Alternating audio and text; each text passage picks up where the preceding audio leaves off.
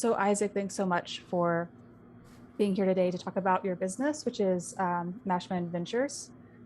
Could you tell me a little bit about your business and like what you do and when you started?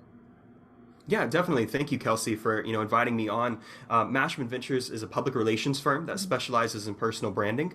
I launched that on April 17th, 2020. So right in the middle of the pandemic was when I launched it, and I knew that I needed to commit to a business model and commit to something. And part of the reason why I decided to get involved with PR and more specifically down and talk about personal branding is I was building up my personal brand since I got involved with business in 2017, but I really didn't get far in any of the businesses that I tried or attempted to grow or go into, ranging from a record label to drop shipping and Shopify and just a whole bunch of different things.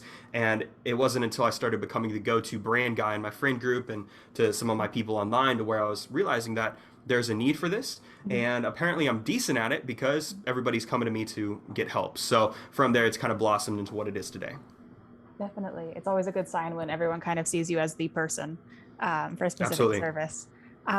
So kind of going off of that, like I've noticed that you have a rather large team based on your website, and you started Mhm. last year, so you've grown very rapidly.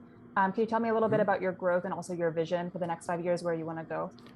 Absolutely. Well, I'm really honored to have the team where it is today, and we have a team of 13 people, 14 including myself, and that also includes people that are providing additional assistance outside of personal branding or PR services, right? We have a lead mental health advisor. We also have a lead personal trainer who is providing services and incentives to everybody else on the team for no cost to them, simply to, make sure that they're great. Like, health is wealth, and that was very important to me. And really the vision for where I'm going is I see the company hitting the $1 million a month mark by 2024, between educational programs, between leveraging my personal brand to move forward, and also the personal brands of the people on the team. And it was really a culmination of everybody coming together to establish this machine of like, hey, this is Mashman Ventures. Because prior to bringing people on at the beginning of 2021 and talking to this contractor and this contractor, it was a one-man show, and there's no credibility in being a one-man show. There's very, very little.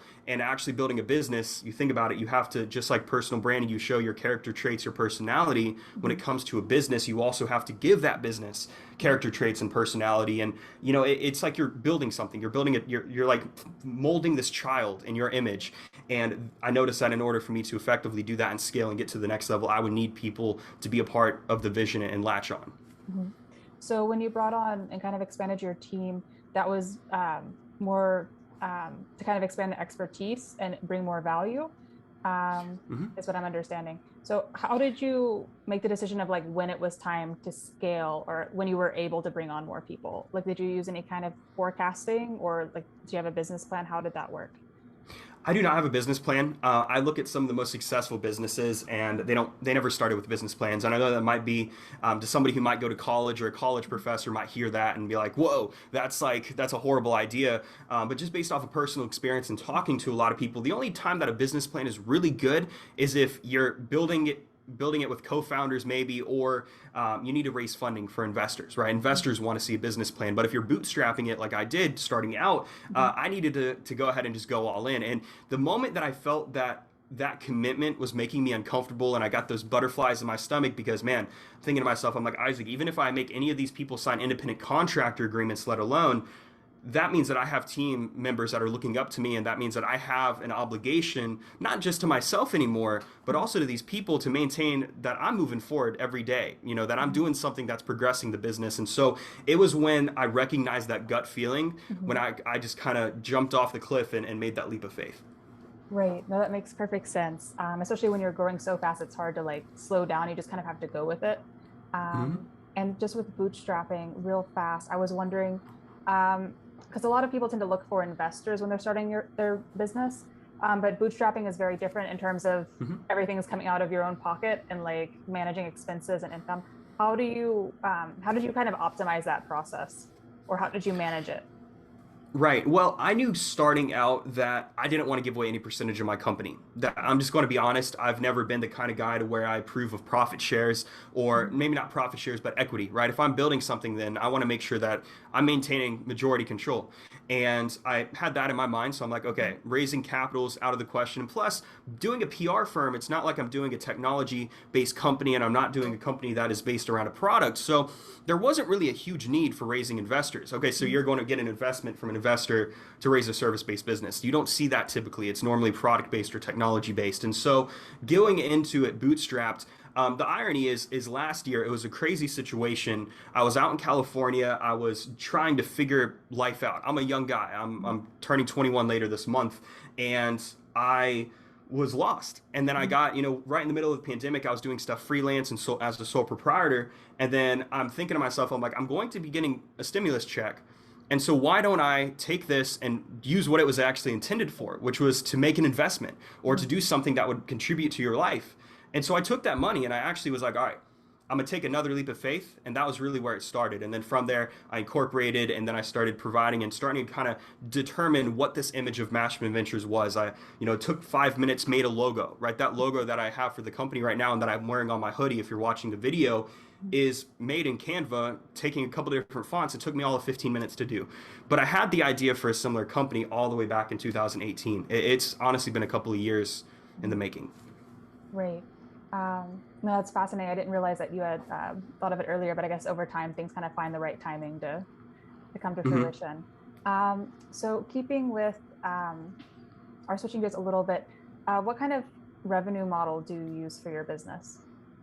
Right now, it's all based off of it's business to consumer mainly or business to business. We do personal branding. We can work with people for company branding, but it's a consultant based model. So I'm actually getting on the call with the client and going through their personal brand. I'm strategizing with them and saying, okay, in order for you to hit your goals and hit your marks over the next couple of years, you need to do X, Y, and Z. And then I'm training them and teaching them on the aspects of personal branding that a lot of people are afraid to discuss because you're creating increased competition supposedly in your marketplace because you're giving them the secret sauce and how they can get more attention. And attention is huge when it comes to building up a business based around social media. We are looking to make a couple of different jumps to where we have educational services. However, I've wanted to be very methodical, I guess if you could put it to a word, before I did that because the big thing now is education. It's all about making a course and selling a course online. And I have to be careful because I'm operating in that space. And the last thing I want is for Mashman Ventures or anybody on our team to be called just another course, or I don't want to be referenced as a guru or some fake mentor. And so I've been very patient with that. But moving into 2022, we're going to be doing that as well as building up a consultant business model to where people are actually being independent contractors and consulting for Mashman Ventures, trained through our programs and trained directly by me or the chief consultant of the company. Awesome. So just to clarify that you're focusing mainly on the consulting model right now, but you're also potentially adding more kind of secondary streams with courses, Correct. but that's also to kind of highlight your expertise more than become like a guru and go through the, because there's some people who only sell courses, like you mentioned, like that's their thing. And that's not what you want to do. That's not what you want to do.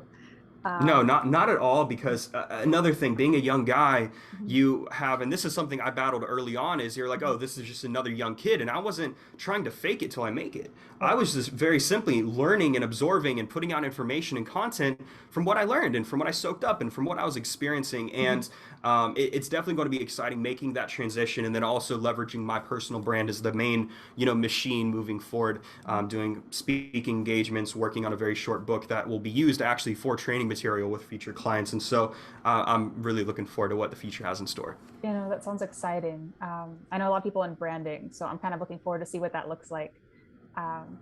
So in terms of cash flow and branding services, what kind of expenses do you typically handle since you're a consultancy? It's not like you have inventory necessarily, right? So what kind of things do you have to account for? Well, that was done on purpose too, because I knew I wanted to have something that had a very high profit margin and a very low overhead. Everybody on our team is currently remote.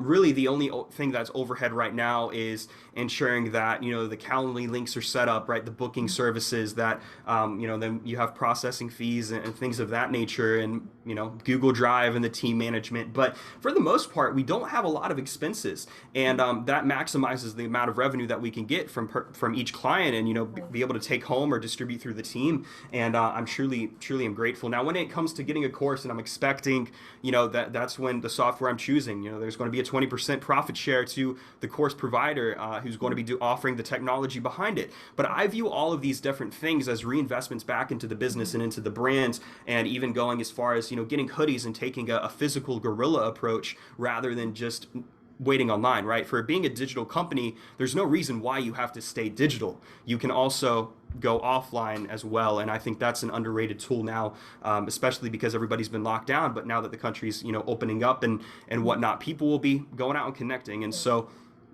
it's a little bit of insight. Right. No, definitely. It's great to have. I mean, it's been great that people have gone online so much during the pandemic, but having Hmm. both the physical aspect and personal aspect of offline communication is such a big factor. So, if I could talk a little bit about cash flow management, what kind of system, or do you have a system that you use to manage cash flow, or do you use like spreadsheets or? Right now, I'm pretty much doing everything off of spreadsheets and managing finances based off of, okay, revenue each month, tracking, okay, so this would be a tax write-off, right? This would be a deduction. Okay, this is where I put money here. So for example, being accredited with the Better Business Bureau, that's going to be a write-off. That's going to be a significant write-off as well. It's a couple $100 every single year, and so that's going to be able to save us money and have more money for the next year to reinvest back into the business. I keep everything very simple right now. I try to automate as much as I can. I realize looking back that if I was to automate and go through Calendly and go through Stripe and the different just invoicing system, and I would have saved so much time and I would have been a lot more efficient. But those are, as much as I appreciate learning from other people, sometimes I'm stubborn and I have to learn myself. Right. And then sometimes there's a right time to transition, like in terms like Absolutely. you have to handle like what you're doing right now and getting clients and doing a good job, and everything else will follow. Hmm. Um, so if you're doing everything on spreadsheets, how granular do you typically get? Like what kind of things are you able to report? Is it just basic income expenses, or do you have like other factors? Like some people have debts, or they I look at. keep it really basic, Okay. and I keep it really basic. And Mhm. again, bootstrapping the business, you don't have debt. You have very limited debt, and so that's something. Again, I'm not, I didn't go and sign up for a $20,000 credit card as soon as I could. That's Right. not what I'm trying to do, because I've learned Mhm. from everybody around me saying, "Oh, I'm $50,000 in debt," and I chose not to go and put Mhm. myself in situations that would result in any debt. And so I keep it to a bare minimum. I don't go super specific. I'm like, okay, I cover what I need to cover, and I'm not Mhm. going to go any deeper in that. Down the line, I might have an accountant or a business analyst or something like that handle that for me. But Mhm. right now, I don't want to overcomplicate it, because I have so many different things. And this is the aspect of being in business that people Right. don't talk about. You have a million things to do. You have a million different things to do, and it's like, where are you devoting your focus? And I know, okay, I know if one month is better than the last month. I Mhm. know if this month I'm making more revenue than I did 2 months ago, and okay, what do I need to pick up? Why did I lose revenue in this month? Was I not making as many sales calls? And it really goes and boils down to Mhm. the amount of time that you're spending talking to new people. Right. No, that makes sense. 100%. Like what you do for your business should reflect in your balance sheet, ideally. Hmm. If you're doing the productive things and finding out, if you're analyzing your cash flow to see where your the gaps are, you can definitely go back and potentially, I can imagine, kind of fix those issues. Um, 100%. so you mentioned just now that you kind of see, this month versus last month or 2 months from now. How far do you typically project into the future with your cash flow? So I'm a little chaotic when it comes to that. Mhm. And to some people would say that that's immature, and some people would say that that's kind of unwise to do. But every single person that I listen to who has a lot more success than me and anybody else in my family has ever had, they always say to set gigantic goals. And so I set those gigantic goals. And so I have forecasts, and I'm looking forward towards the future. And I'm, saying that, okay, well, there's no reason why I can't have a $10,000 month. There's no reason why I can't have a $50,000 month. It's just a matter of going down as the individual, making sure that the team and the machine is oiled to where we're able to hit that mark. And so I have a plan for the next, honestly, if I'm talking numbers and specifics, I have it mapped out all the way until I'm 60. But that's just me going way down the line, thinking, okay, at this 5 year mark, this 10-year mark, and that 20-year mark, that's what I'm going to be hitting. But for the company specifically, Mhm. I'd say for the next 4 to 5 years, that's when I really have the firm numbers down. Awesome. And what advice would you give to a company that might be struggling with their cash flow? Are there any strategies that that can help them kind of figure out what to do? or? Okay, two things really quick. One is focus more on the solution of making more cash than the debt that you have or the lack thereof. That's a big thing. We have a tendency to be negative. 80% of all human thoughts are negative. And so we go to all the reasons why we can't versus all the reasons why we can. And so that's especially important for a company. And then I think a great strategy is if you have employees or if you're a larger company and Mhm. maybe you're seeing the numbers go down, leverage the people who are working for you. I believe that in the next decade, companies are going to be emphasizing the personal brands of their employees more than ever before because every single employee is an influencer or a micro influencer Mhm. who has, think about it, would you rather buy from a family member or from a complete stranger? Normally, you want to support your friends or family. Mhm. And so companies really need to make sure that their teammates and their members and their employees are latched onto the vision of the company, where they're going, what problems they're solving, the solutions they're bringing to the table, and then encouraging growth and word of mouth. Because word of mouth has been around since the beginning of time. That's what the online operates off of. More likely to buy from an influencer you know, like, and trust. Mhm. And that's how you solve that problem. Yeah, awesome. That's great. And it goes back into personal branding again for your employees on like that micro level. Like it's not just about, the founder of the company, it's about everyone involved kind of building their own reputation and linking that back Absolutely. to where they work. So no, that's awesome. Um, yeah, so I think that covers the main questions that I had. It was extremely informative. Isaac, thank you so much. It's been a Kelsey, thank you for inviting me.